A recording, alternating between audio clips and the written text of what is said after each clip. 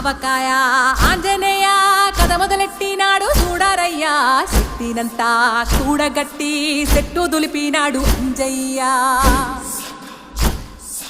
ఎర్ర ఛాయ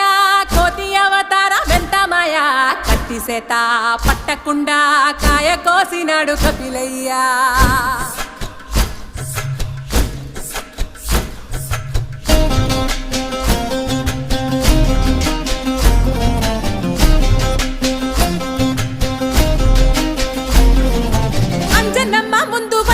పుంజుల్ సీడి మామిడి ముక్కలు కుప్పల్